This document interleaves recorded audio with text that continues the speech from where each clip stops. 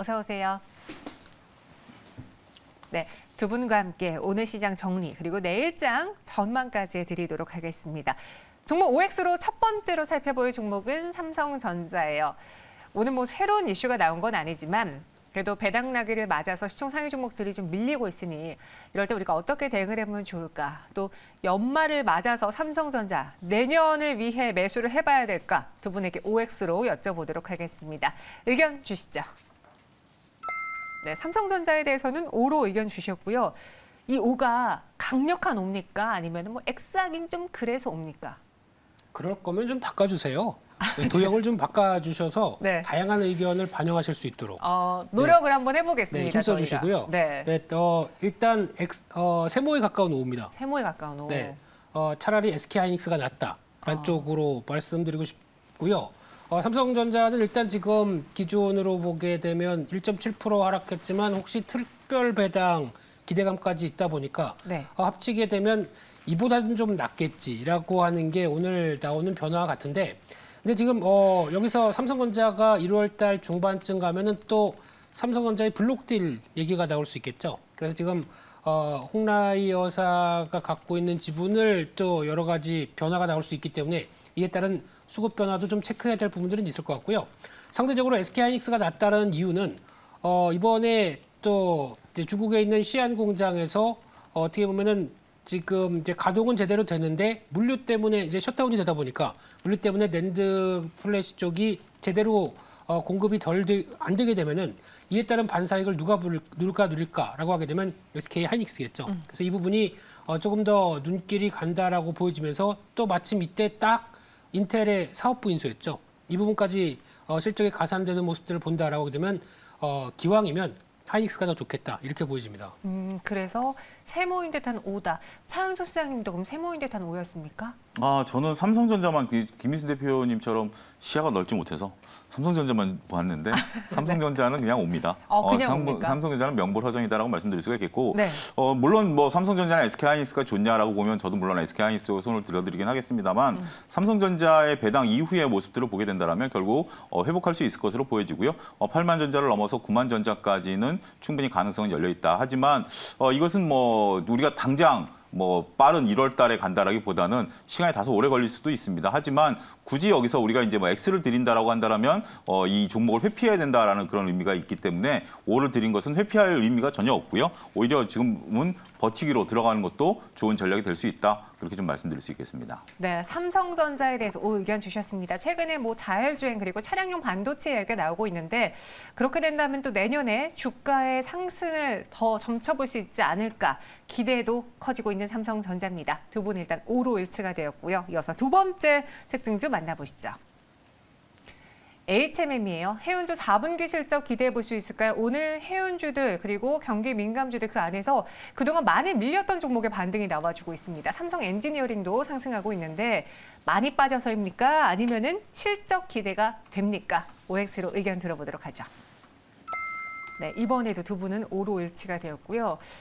HMM이 하반기에 좀 성적이 많이 부진했어요. 예, 일단은 실적과 주가가 항상 일치하지 않는다라는 걸 보여준 또 한 가지 예다라고 말씀드릴 수가 있겠습니다. 상반기에 너무 달려서일까요? 하반기 들어서는 조금 주춤한 모습들을 보였죠. 근데 여전히 실적은 견조한 흐름들 보여주고 있고 이 흐름이 단기간에 깨질 만한 상황은 아니다라고 말씀드릴 수가 있겠습니다.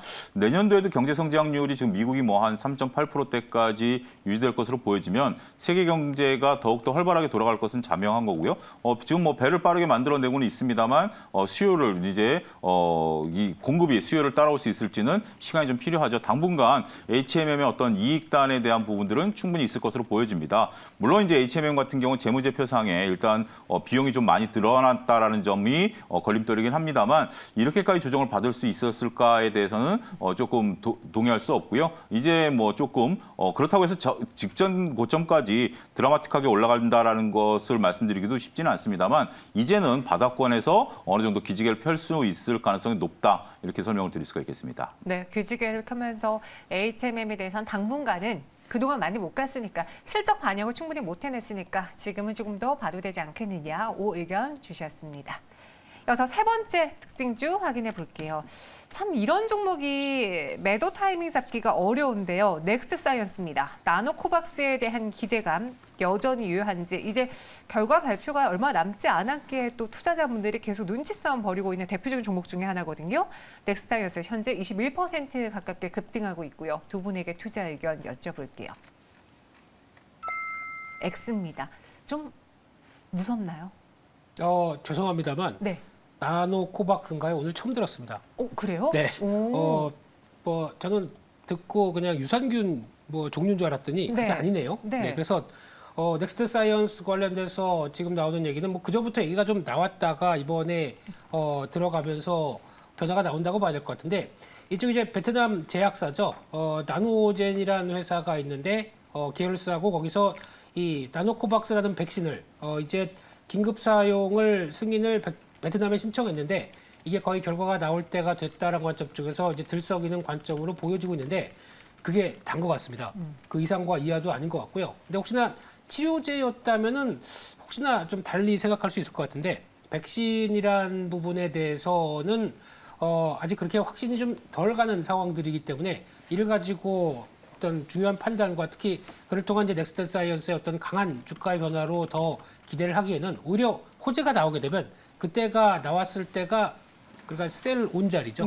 그 자리에서 바로 또 차익 매물이 커질 수 있는 대표적인 종목이 아닐까 싶기 때문에 그냥 패스하는 것도 괜찮지 않을까. 그래서 그냥 X 드렸습니다. 네. 호재가 나오더라도 또 그 뉴스에 매도하려고 기다리신 분들이 있을 수 있으니까 그래서 넥스트 사이언스에 대해서는 매도하는 게 좋겠다. 지금 수익권이시라면 수익을 챙기는 게 좋지 않겠느냐라고 의견 주셨습니다. 그리고 저희가 한 종목 좀 추가해 볼게요. 오늘 이 종목 왜 이래? SK이노미 웬일이야? 라고 의견 써주신 분이 계셔서요. SK이노베이션 확인해 보도록 하죠. 현재 5% 넘게 상승하고 있고요. 장중에 6.19%의 상승을 보여줬습니다.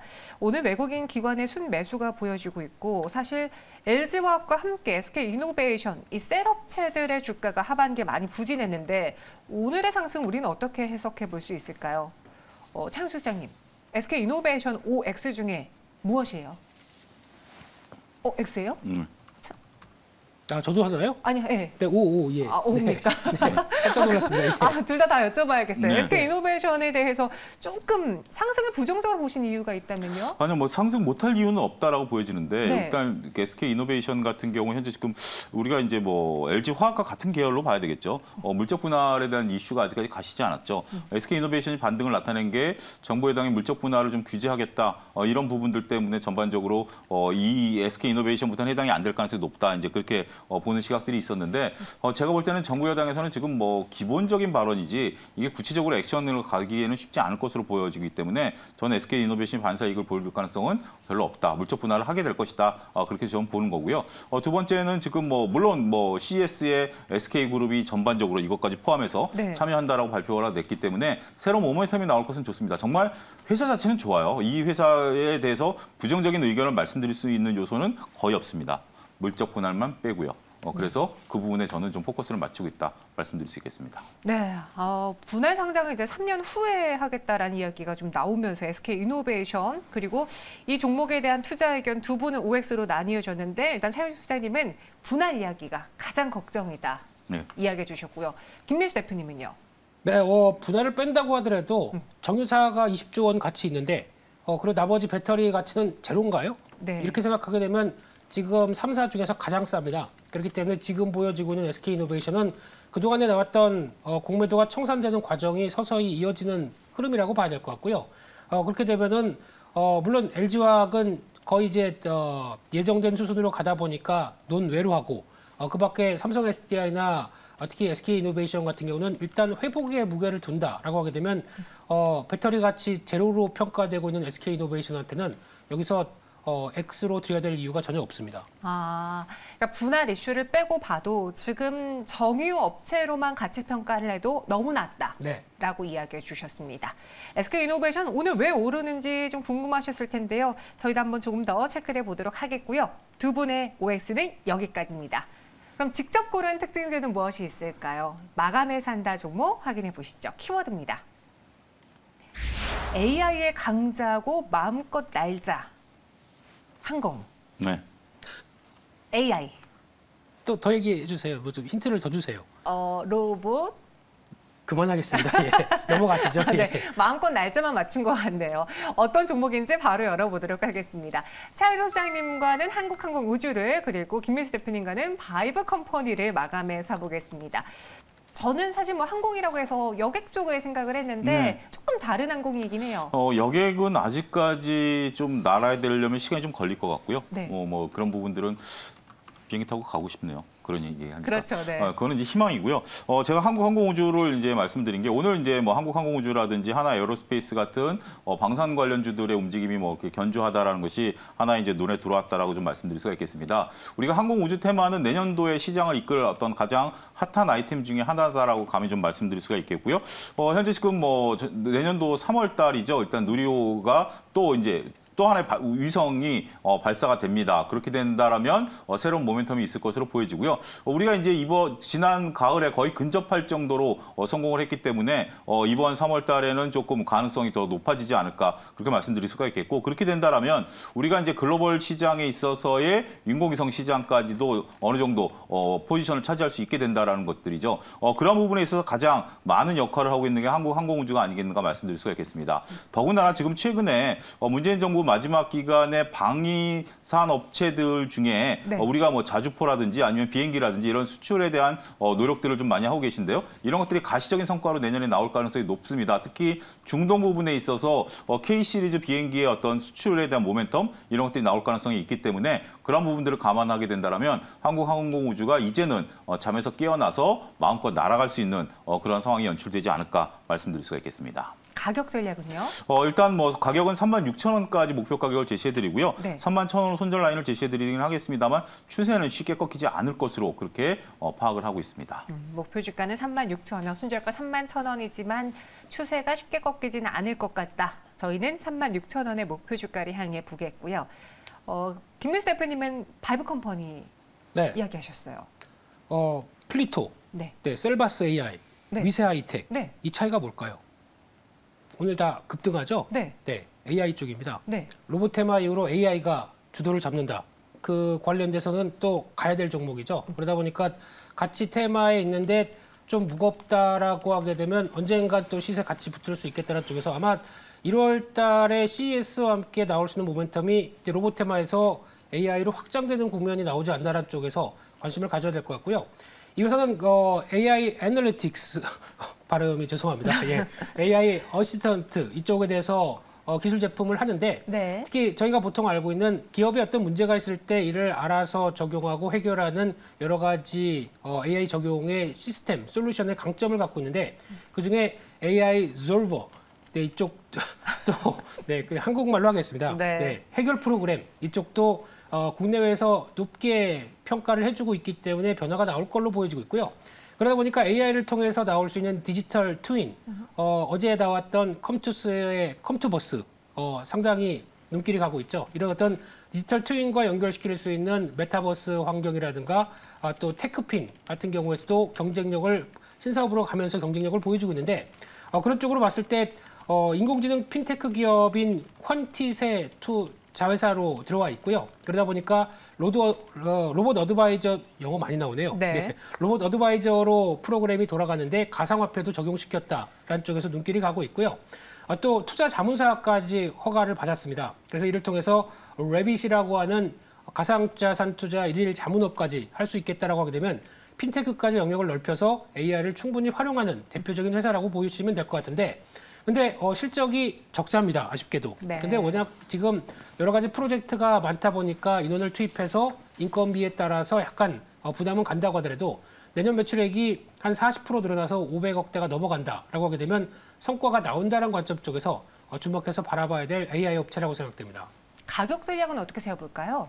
네, 지금 한번 부각받다가 거의 가격 조정의 마무리 국면이 들어오지 않나 생각이 들고 있고요. 이 정도 패턴이라고 하게 되면 어느 정도 5만 원대 초반대 지금 가격대에서는 큰 부담 없을 것 같고요. 네. 일단 목표가는 6만 원대 그리고 손절가는 4만 6천 원대로 박스권 하단부 깨지는 가격을 손절가로 보겠습니다. 네, 말씀하신 것처럼 오늘 AI주들의 강세가 연출되고 있는데 그에 비해 바이브 컴퍼니의 주가 상승은 그리 크지 않았습니다. 어떻게 보면 이게 기회가 될 수도 있겠죠. 그래서 저희는 오늘 매수해서 목표 주가 6만 원, 손절가 4만 6천 원으로 시장 대응해 보도록 하겠습니다. 이렇게 두 분의 마감에 산다 종목 들어봤고요. 오늘 장 마감 1분 남겨둔 상황에서 코스피는 낙폭이 조금 더 커지고 있습니다. 배당나기를 맞아서 오늘 장에 매도 물량이 출회되고 있는 상황이고요. 특히나 외국인 기관 쪽에 매도 물량 나오고 있습니다. 0.9% 하락하면서 낙폭이 조금 더 커진 상황이고요. 저희 방송 시작했을 때보다 낙폭이 조금 더 커진 상황